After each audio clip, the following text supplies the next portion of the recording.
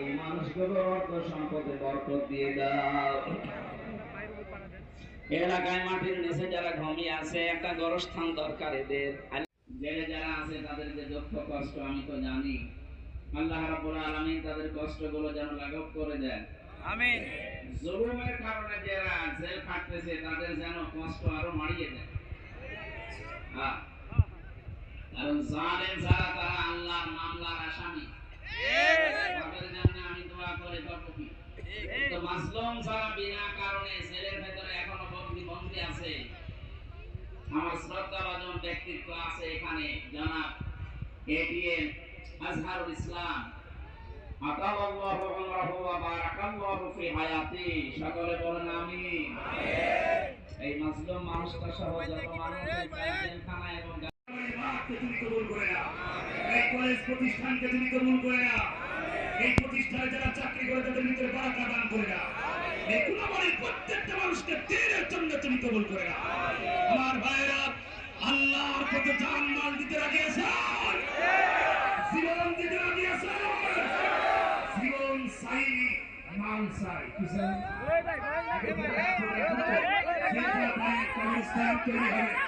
আমার ভাইরা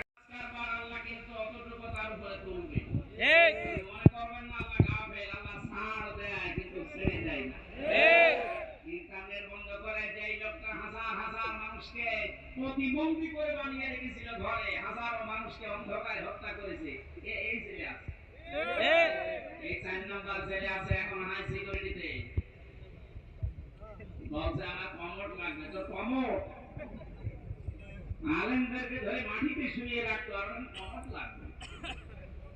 আমি মন্ত্রী ছিলাম, আমি এমপি ছিলাম। কিসের মন্ত্রী? 2008 থেকে 24 সাল পর্যন্ত যারা নির্বাচনের নামে প্রহসন করে এমপি মন্ত্রী হয়েছে, এগুলো মন্ত্রী বলা যায় না। যত টাকা ভাড়া নিয়েছেন এই কয় বছরে সব ফেরত দেওয়া কিসের মন্ত্রী আপনি? এতটুকু এখন থেকে বলা যায় সাবেক চোর। সাবেক চোর, সাবেক ডাকাত, এটা বলুন। কারণ এরা ভোট ডাকাত, এরা ভোট চোর। আর যেন কোনোদিন এই ডাকাত এই চোরগুলো ঘুরে দাঁড়াতে না পারে, দরকার সারা বাংলাদেশের সব জায়গায় ছবি মেরে দেবে। ভোট চোর এবং ভোট ডাকাত।